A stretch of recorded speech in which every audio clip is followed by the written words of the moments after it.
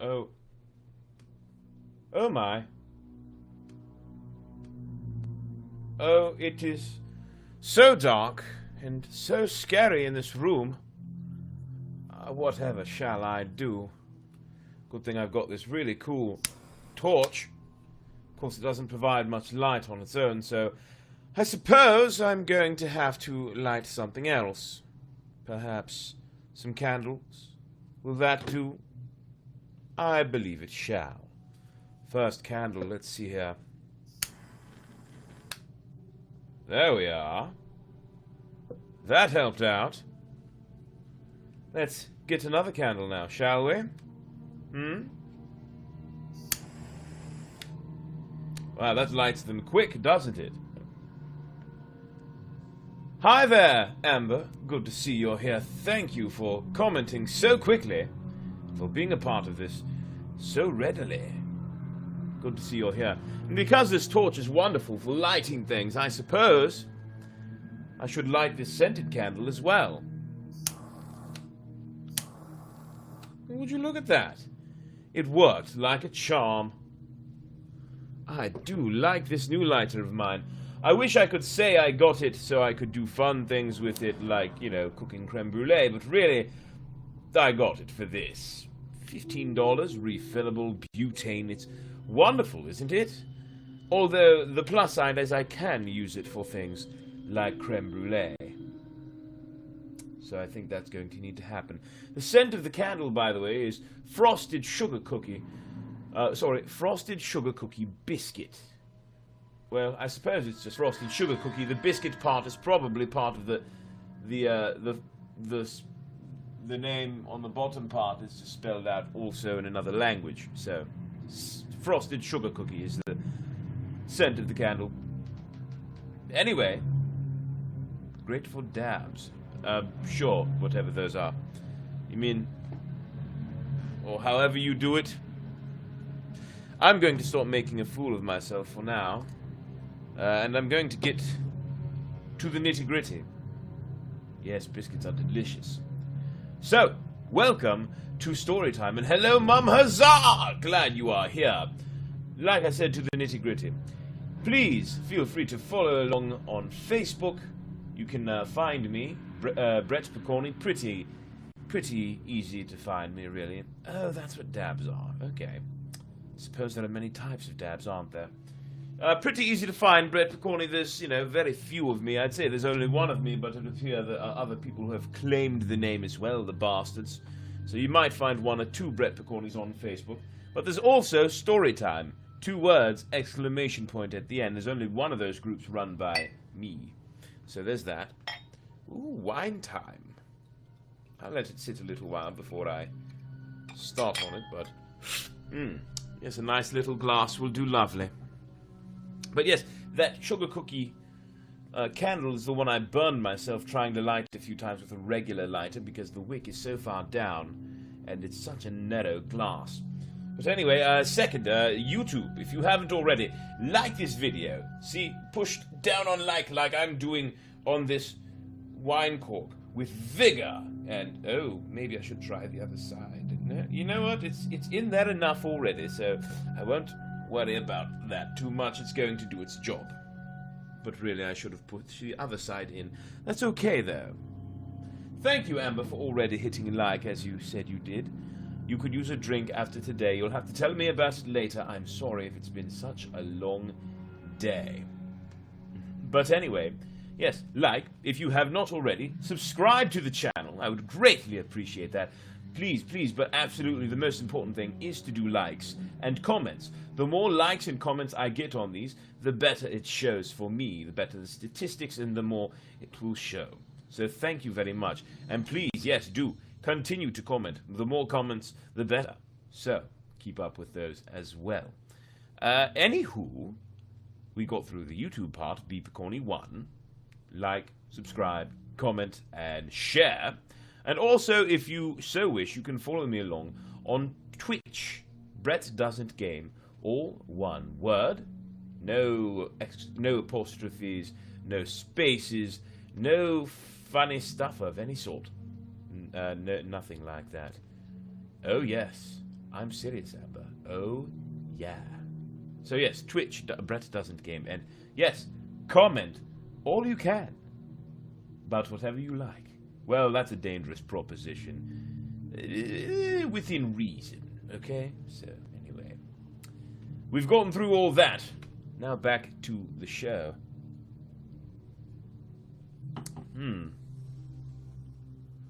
Please do run commentary. I invite you to do so.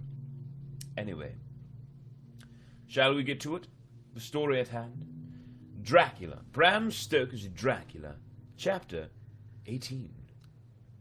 Yes, be careful what you wish for. Just like it says in Goosebumps. Okay? Be careful what you wish for. And also, say no to peer pressure. That's a special warning tonight. You don't usually get that one unless it's Goosebumps night. So, shall we? As I said, it's time for Dracula, Chapter 18 of, I can't remember how many, but can you believe it? We're already about we're more than halfway through Dracula. Look at that.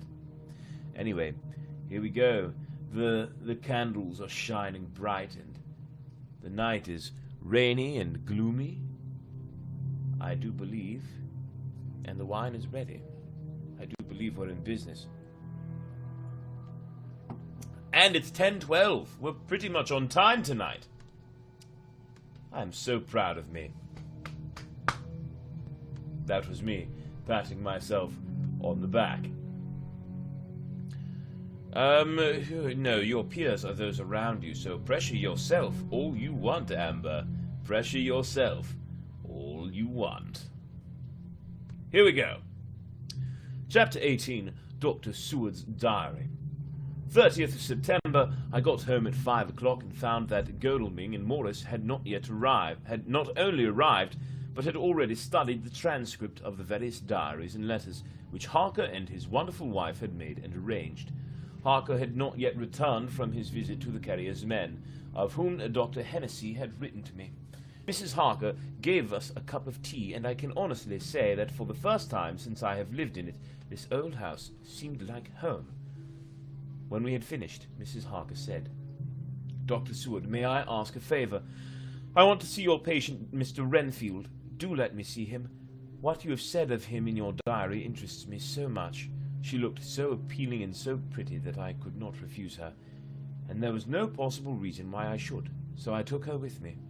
When I went into the room, I told the man that a lady would like to see him, to which he simply answered, "Why?" Isn't that a peculiar answer, when a lady wants to see you? Oh, you oblige the woman. By God, you oblige her. But anyway, I have to wonder, is the order in which this book is portrayed, is that the same order in which the Harkers put their notes and diaries together? Curious, isn't it? Curious thought. Anyway, here we go. "She's going through the house and wants to see everyone in it," I answered. "Oh, very well," he said. "Let her come in, by all means, but just wait a minute till I tidy up the place." His method of tidying was peculiar. He simply swallowed all the flies and spiders in the boxes before I could stop him. It was quite evident that he feared, or was jealous of, some interference. When he had got through his disgusting task, he said cheerfully, "Let the lady come in," and sat down on the edge of his bed with his head down, but with his eyelids raised so that he could see her as she entered. For a moment I thought that he might have some homicidal intent. I remembered how quiet he had been just before he attacked me in my own study, and I took care to stand where I could seize him at once if he attempted to make a spring at her.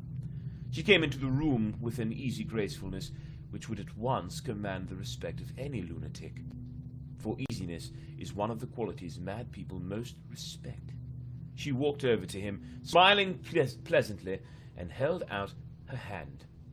Just making sure that the audio is still working.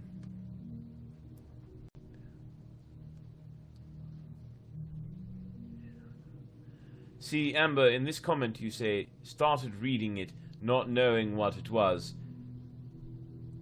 But I did know what it was, so there's that. I knew what the book was, so... Here Irrelevant! Back to the high mama corner. Back to it. Good evening, Mr. Renfield, she said. You see, I know you, for Dr. Seward has told me of you. He made no immediate reply, but eyed her all over intently with a set frown on his face. This look gave way to one of wonder, which merged in doubt. Then, to my intense astonishment, he said, You're not the girl the doctor wanted to marry, are you? You can't be, you know, for she's dead. Mrs. Harker smiled sweetly as she replied, Oh, no, I have a husband of my own, to whom I was married before I ever saw Dr. Seward, or he me. I am Mrs. Harker. Then what are you doing here? My husband and I are staying on a visit with Dr. Seward. Then don't stay. But why not? I thought that this style of conversation might not be pleasant to Mrs. Harker any more than it was to me, so I joined in. How did you know I wanted to marry anyone? His reply was simply contemptuous, given in a pause in which he turned his eyes from Mrs. Harker to me, instantly turning them back again. What an asinine question. I don't see that at all, Mr. Renfield, said Mrs. Harker, at once championing me. He replied to her with as much courtesy and respect as he had shown contempt to me.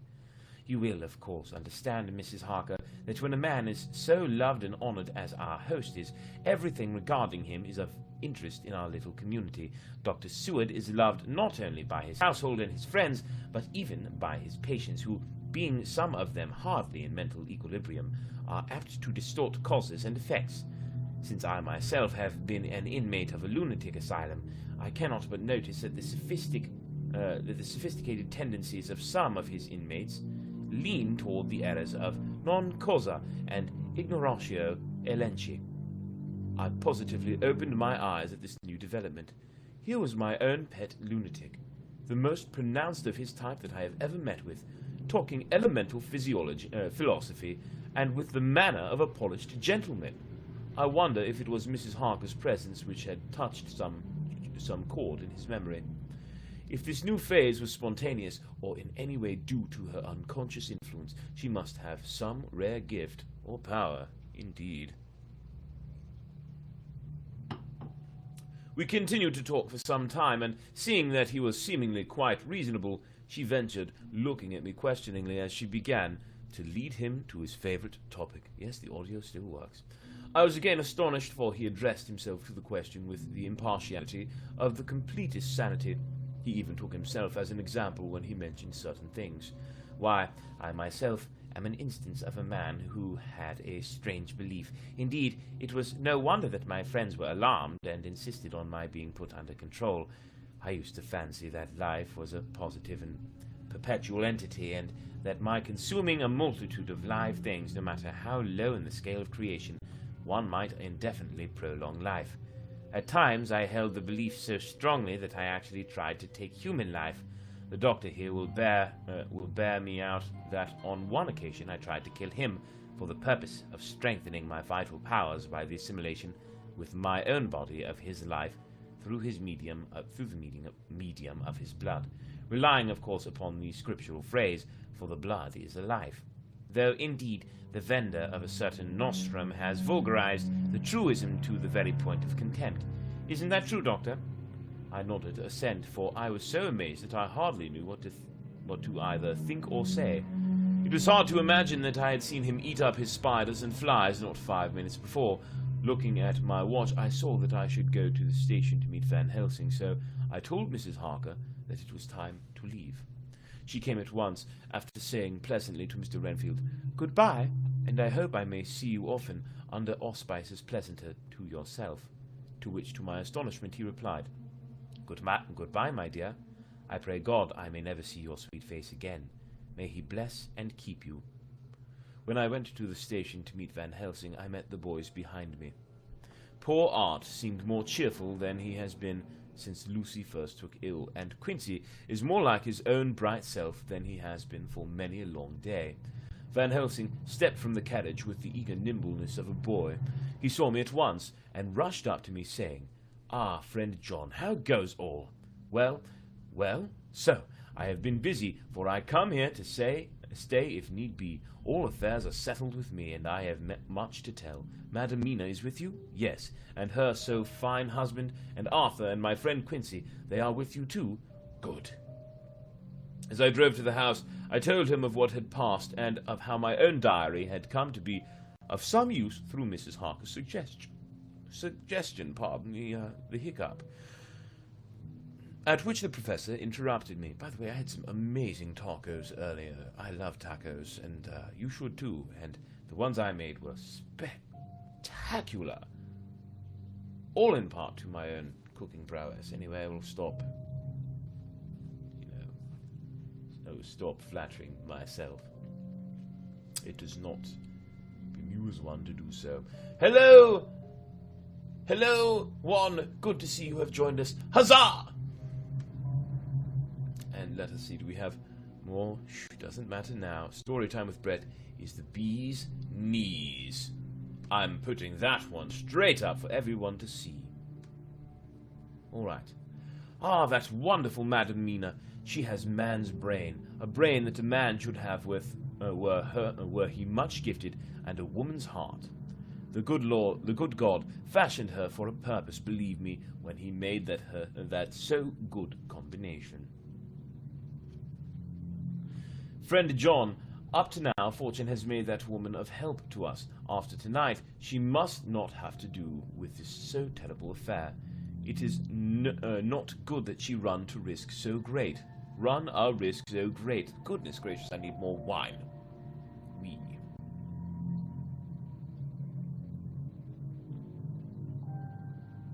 Can't forget the pinky.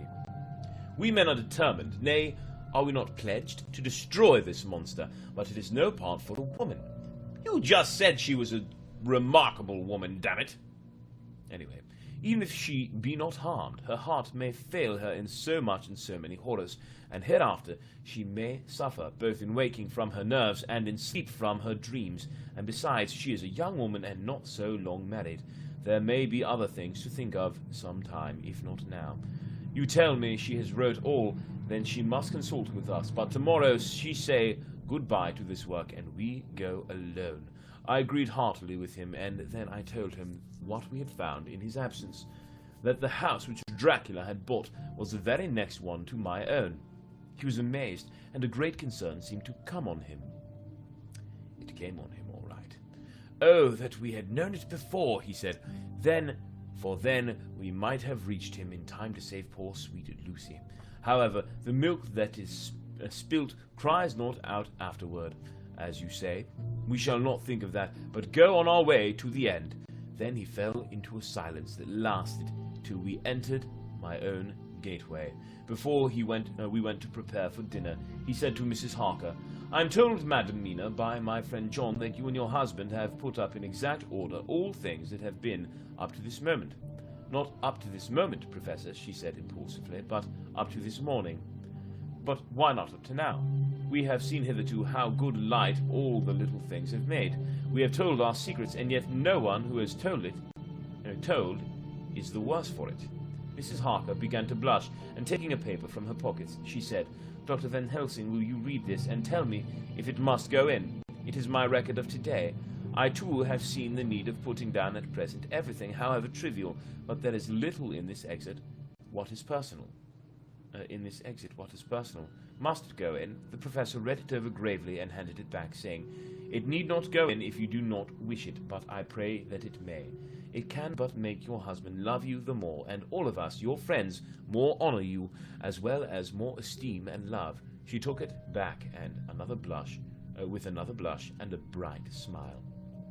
And so now, up to this very hour, all the records we have are complete and in order. The professor took away one copy to study after dinner, and before our meeting, which is fixed for 9 o'clock, the rest of us have already read everything. So, when we meet in the study, we shall all be informed as to the facts, and can arrange our plan of battle with this terrible and mysterious enemy.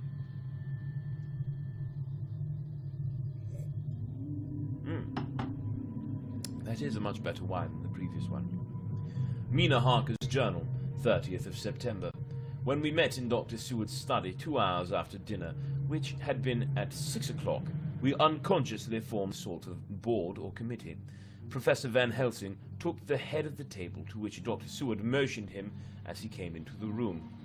He made me sit next to him on his right, and asked me to act as a secretary.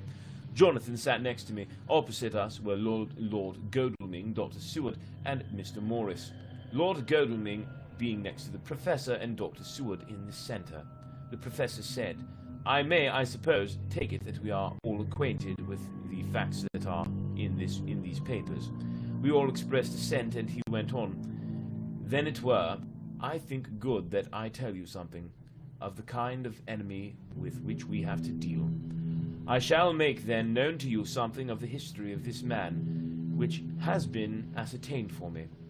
So we then can discuss how we shall act, and can take our measure according. There are such beings as vampires. Some of us have evidence that they exist. Even had we not the proof of our own unhappy experience, the teachings and the records of the past give proof enough for sane people. I admit that at first I was skeptic.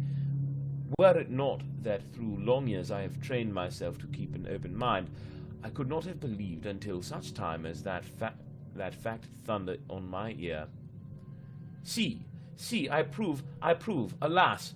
Had I known at the first what now I know, nay, had I even guessed at him, one so precious life had been spared to many of us who did love her. But that is gone, and we must so work that other poor souls perish not, whilst we can save.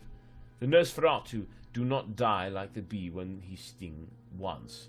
He is only stronger, and being stronger, have yet more power to work evil. The vampire, which is among us, is of himself so strong in person as 20 men. He is of cunning more than mortal, for his cunning be the growth of ages. He have still the aids of necromancy, which is, as his etymology imply, the divination by the dead, and all the dead that he can come nigh to are for him at command.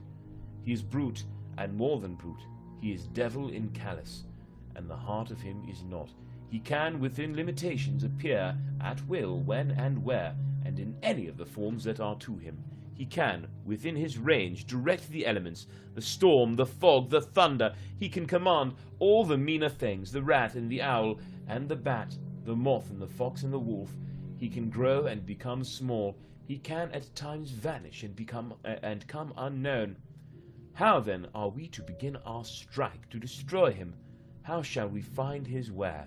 And, having found it, how can we destroy? My friends, there is much. This is much. It is a terrible task that we undertake, and there may be consequence to make the brave shudder, for if we fail in this our fight, he must surely win. And then where end we? Life is nothing. I heed him not, but to fail here is not mere life or death.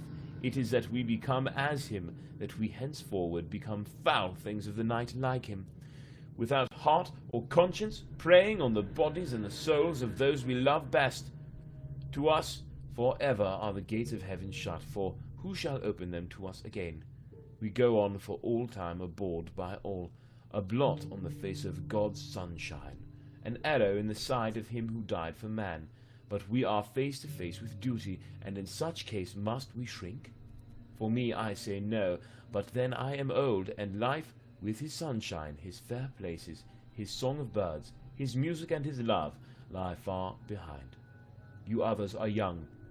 Some have seen sorrow, but there are fair days yet in store. What say you?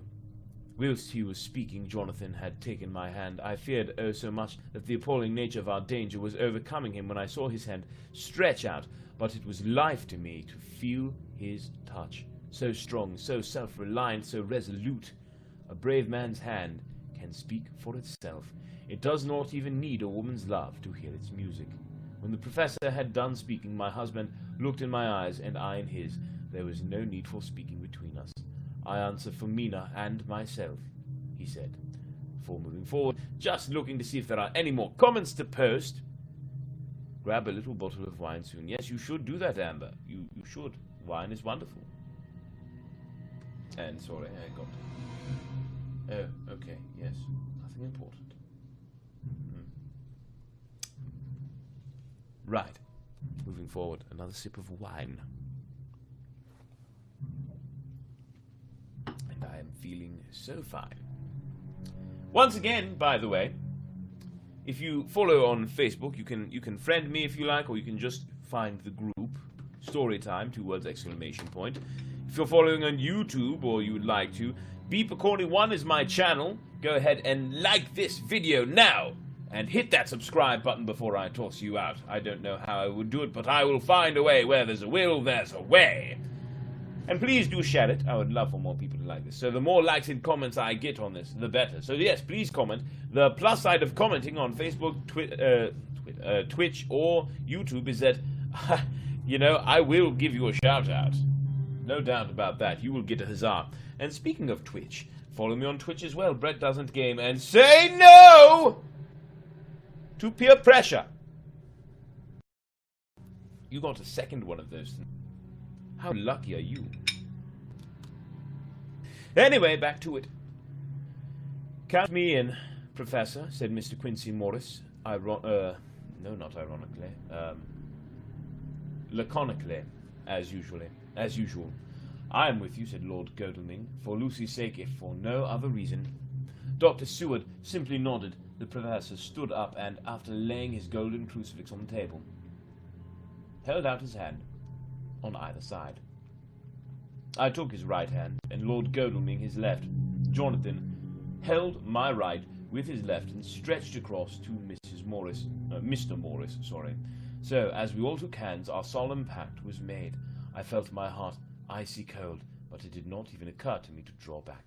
We resumed our places, and Dr. Van Helsing went on with a sort of cheerfulness which showed that the serious work had begun. It was to be taken as gravely and in as business-like a way as any other transaction of life. Well, you know what we have to contend against, but we, too, are not without strength. We have on our side power of combination, a power denied to the vampire kind.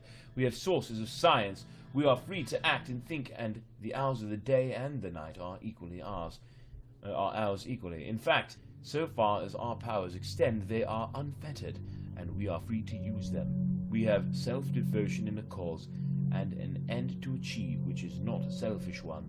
These things are much. Now, let us see how far the general powers arrayed against us are restricted, and how the individual cannot. In fine, let us consider the limitations of the vampire in general, and of this one in particular. All we have to go upon are traditions and superstitions. These do not at first appear much, when the matter is one of life and death, nay, of more than either life or death. Yet must we be satisfied in the first place, because we have to be. No other means is at our control, and secondly, because, after all, these things, tradition and superstition, are everything. Does not the belief in vampires rest on others, though not, alas, for us, on them? A year ago, which of us would have received such a possibility in the midst of our scientific, skeptical, matter-of-fact 19th century? We even scouted a belief that we saw justified under our very eyes. Take it, then, that the vampire and the belief in his limitations and his cure rest for the moment on the same base. For, let me tell you, he is known everywhere that men have been. In old Greece, in old Rome, he flourished in Germany all over, in France, in India, even in the Chernozazi, and in China, so far from us in all ways. There even is he, and the peoples fear him at this day. He has followed the wake of the berserker Icelander, the devil-begotten Hun, the Slav, the Saxon, the Magyar. So far, then, we have all we may act upon, and let me tell you that very much of the beliefs are justified by what we have seen in our own so unhappy experience. The vampire live on, and cannot die by mere passing of the time. He can flourish when that he can fatten on the blood of the living. Even more, we have seen among us that he can even grow younger, that his vital faculties grow strenuous and seem as though they refresh themselves when his special pabulum is plenty.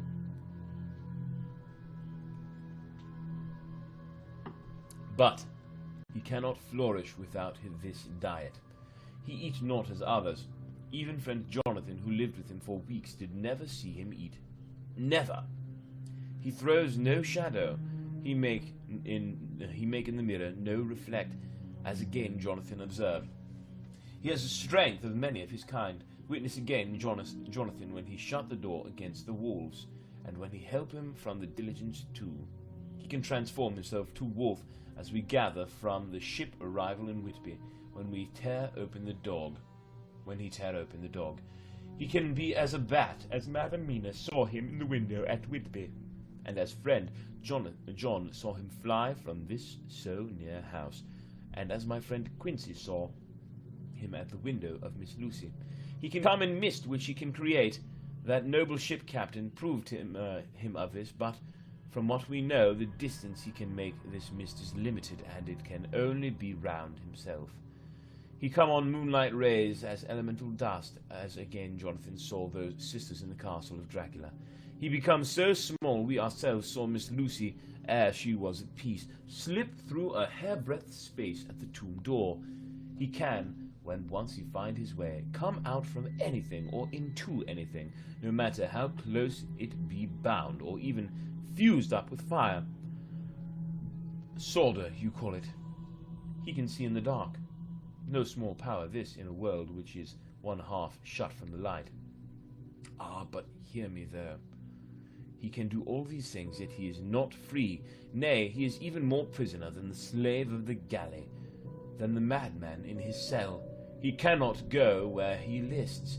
He who is not of nature has yet to obey some of nature's laws. Why, we know not. He may not enter anywhere in the first, unless there be one of the household who bid him to come. Though afterward he can come as he please. His power ceases, as does that of all evil things, at the coming of the day. Only at certain times can he have limited freedom. If he be not at the place whither he is bound, he can only change himself at noon or at exact sunrise and sunset. These things are we told, and in this record of ours we have proof by inference. Thus, whether he can do all as he will within this limit, then when we have his earth home, his coffin home, his hell home, the place unhallowed, as we saw when we went to the grave of the suicide at Whitby. Still, at other time, he can only change when the time come. It is said, too, that he can only pass running water at the slack or the flood of the tide. Then there are things which so afflict him that he has no power, as the garlic that we know of. And as for things sacred, as this symbol, my crucifix, that was among us even now when we resolve, to them he is nothing, but in their presence he take his place far off and silent, with respect. There are others too, which I shall tell you of, lest in our seeking we may need them. The branch of wild rose on his coffin keep him, that he move not from it. A sacred bullet fired into the coffin kill him, so that he be true dead. And as for the stake through him, we know already of its piece, or the cut-off head that giveth rest. We have seen it with our eyes. Thus, when we find the habitation of this man that was... Sorry, I'm just checking. Okay, yes. Of this man that was, we can confine him to his coffin and destroy him, if we obey what we know. But he is clever. I have asked my friend Arminius of Budapest University to make his record, and from all the means that are, he tells me of what he has been. He must indeed say no to peer pressure. That's not actually in the book, but I thought I would take the opportunity. He told me of what he has been. He must indeed have been the voivode Dracula who won his name against the Turk over the great river on the very frontier of Turkey land. If it be so, then was he no common man, for in that time, and for centuries after, he was spoken of as the cleverest and most cunning, as well as the bravest of the sons of the land beyond the forest. That mighty brain and that iron resolution went with him to his grave, and are even now arrayed against us. The Draculas were, says Arminius, a great and noble race, though now and again were scions who were held by their coevals to have had dealings with the evil one. They learned his secrets in the Scholomance against the mountains over Lake Hermanstadt, where the devil claims the 10th scholar as his due. In the records are such words as Stregoica, witch, Ordog, and Pokel, Satan, and hell, and in one manuscript this very Dracula is spoken of as vampire, which we all understand too well. There have been from the loins of this very great men and good women, and their graves make sacred the earth where alone this foulness can dwell. For it is not the least of its terrors that this evil thing is rooted deep in all good, in soil barren of holy memories it cannot rest. Whilst they were talking, Mr. Morris was looking steadily at the window, and he now got up quietly and went out of the room. There was a little pause, and then the professor went on.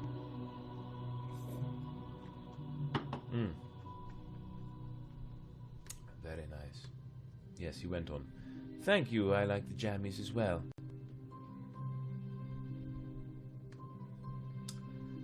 Went on, where was I? There we are.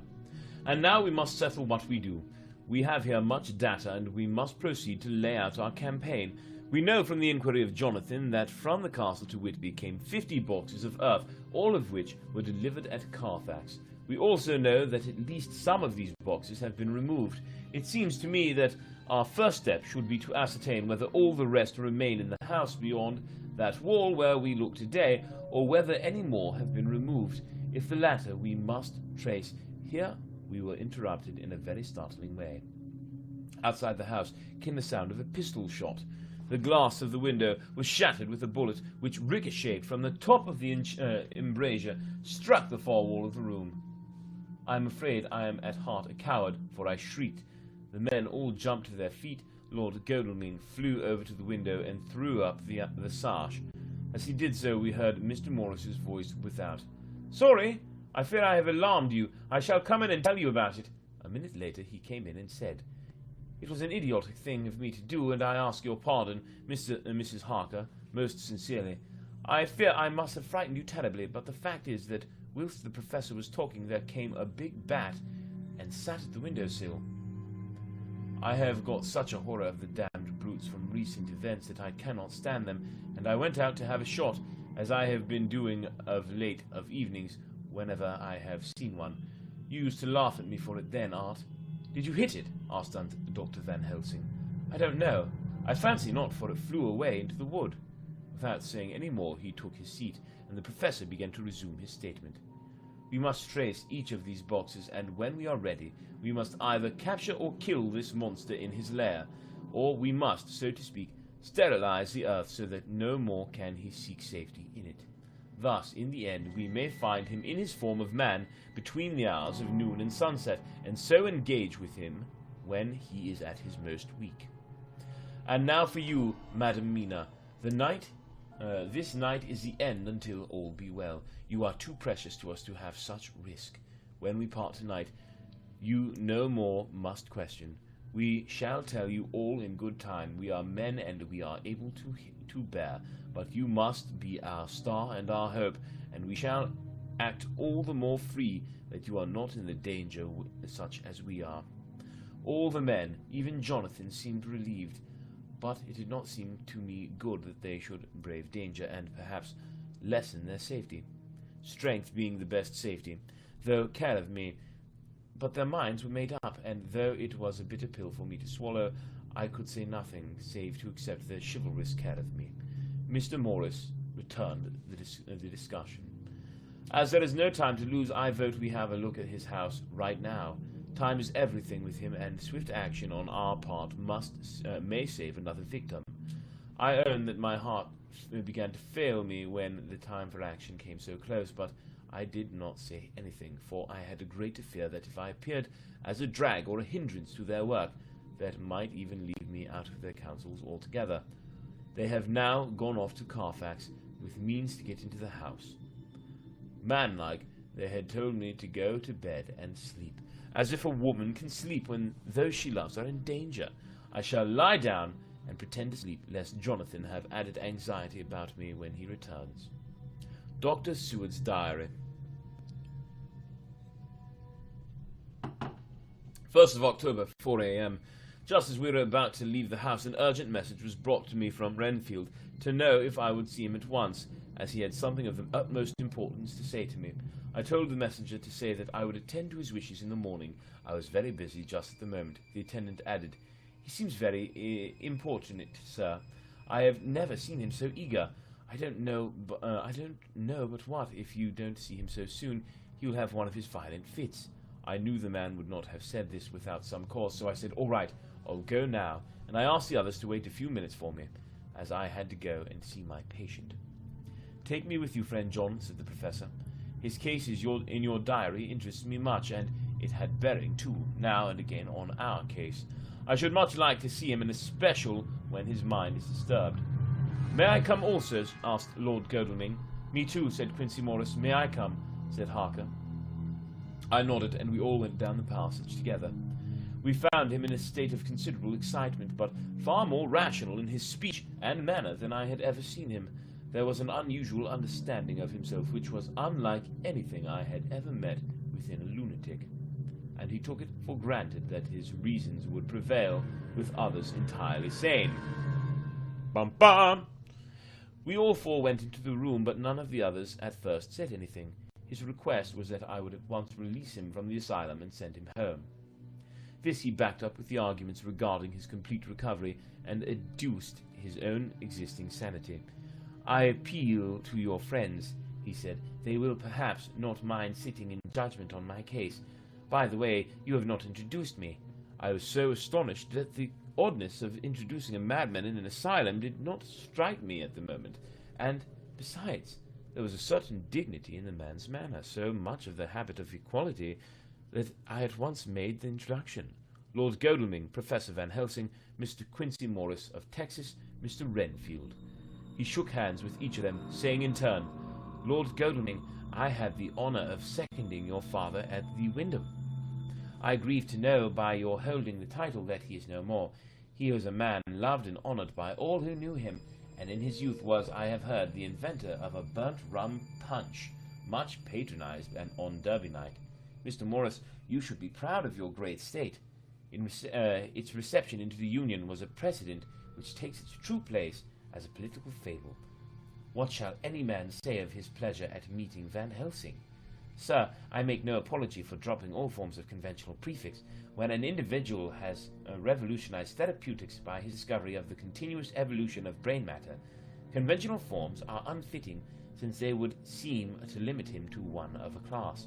You, gentlemen, who by nationality, by heredity, or by the possession of natural gifts are fitted to hold your respective places in the moving world, I take to witness that I am as sane as at least the majority of men who are in full possession of their liberties. And I am sure that you, Dr. Seward, humanitarian and medico-jurist, as well as scientist, will deem it a moral duty to deal with me as one to be considered as under exceptional circumstances. He made this last appeal with a courtly air of conviction, which was not without its own charm. I think we were staggered. For my own part, I was under the conviction, despite my knowledge of the man's character and history, that his reasons had been restored, and I felt under a strong impulse to tell him that I was satisfied as to his sanity, and would see about the necessary formalities of his release in the morning. I thought it better to wait, however, before making so grave a statement, for of old I knew the sudden changes to which this particular patient was so liable.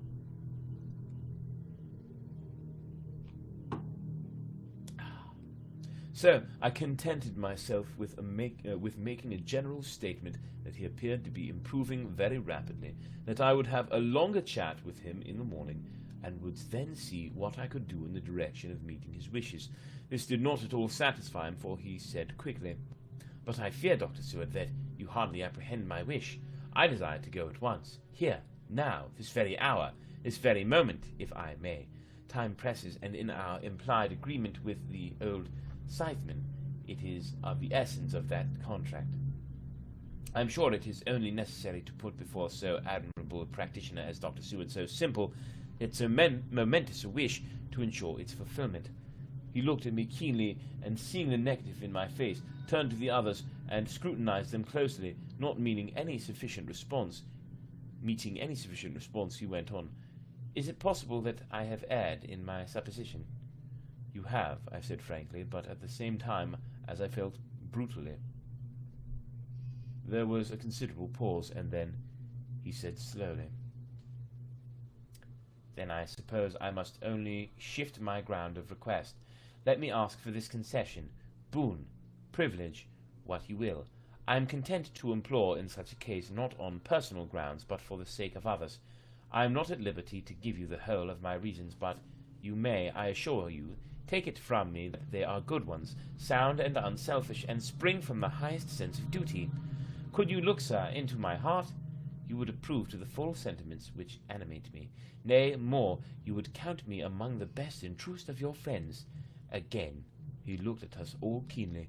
I had a growing conviction that this sudden change of his entire intellectual method was but yet another form or phase of his madness, and so determined to let him go on a little longer, knowing from experience that he would, like all lunatics, give himself away in the end. Van Helsing was gazing at him with a look of utmost intensity, his bushy eyebrows almost meeting with the fixed concentration of his look. He said to Renfield in a tone which did not surprise me at the time, but only when I thought of it afterward, for it was one of addressing an equal, "Can you not tell frankly your real reason for wishing to be free tonight? I will undertake that if you will satisfy even me, a stranger without prejudice, and with the habit of keeping an open mind, Dr. Seward will give you, at his own risk and on his own responsibility, the privilege you seek." He shook his head sadly, and with a look of poignant regret on his face. The professor went on, "Come, sir, bethink yourself. You claim the privilege of reason in the highest degree, since you seek to impress us with your complete reasonableness. You do this, whose sanity we have reason to doubt, since you are not yet released from medical treatment for this very defect. If you will not help us in our effort to choose the wisest course, how can we perform the duty which you yourself put upon us? Be wise and help us, and if we can, we shall aid you to achieve your wish."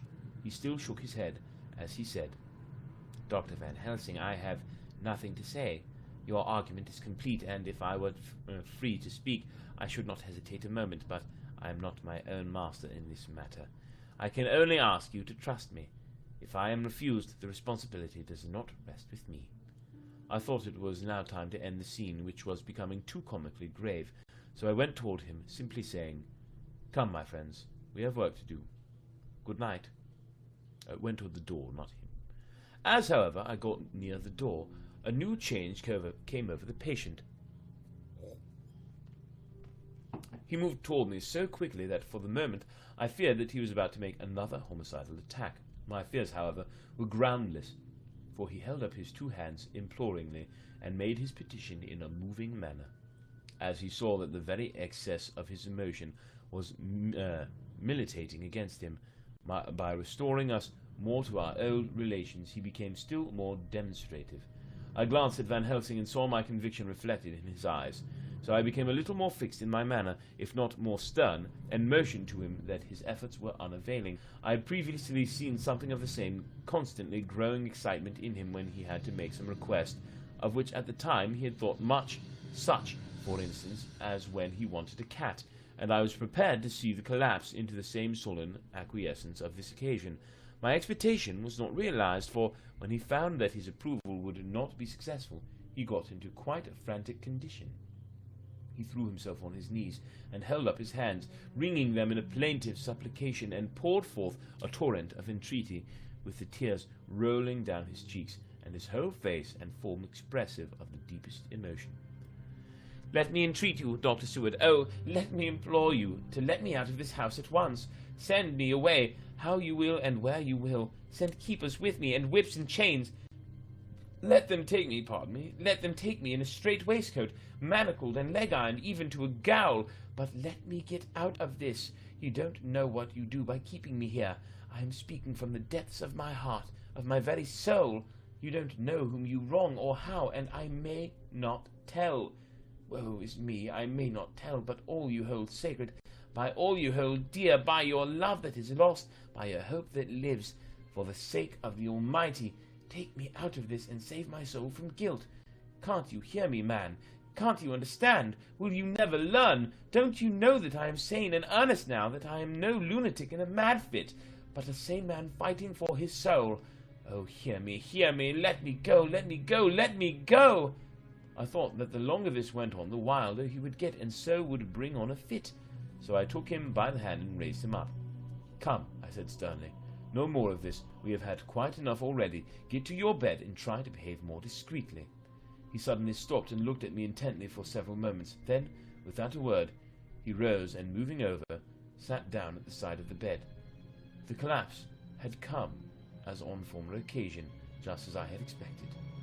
When I was leaving the room, last of our party, he said to me in a quiet, well-bred voice, "You will, I trust, Dr. Seward, do me the justice to bear in mind later on that I did what I could to convince you tonight." And that, dear friends, is the end of Chapter 18 of Bram Stoker's Dracula.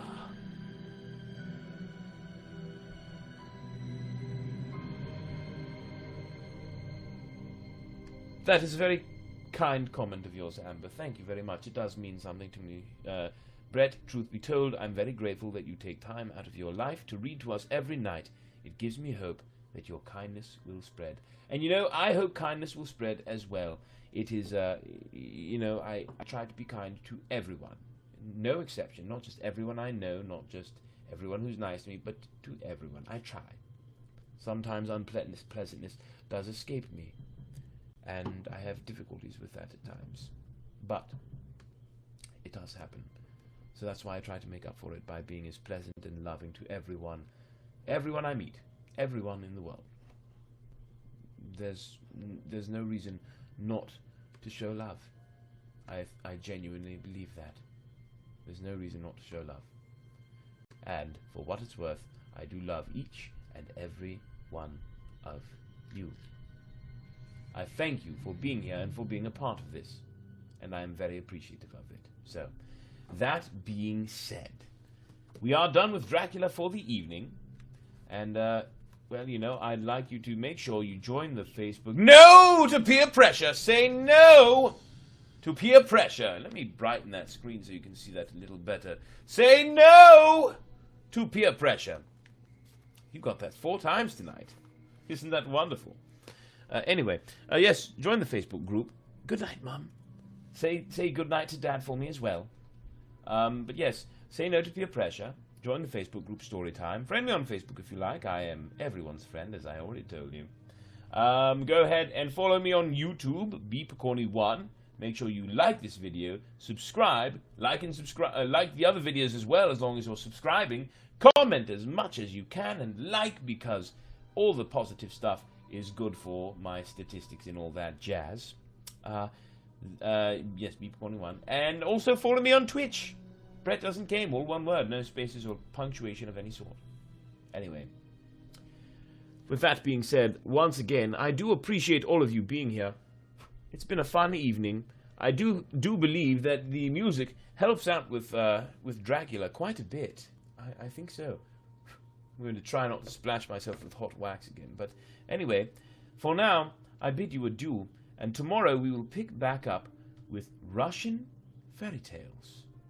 Until then, like I said, I bid you adieu. Good night, good night, good night.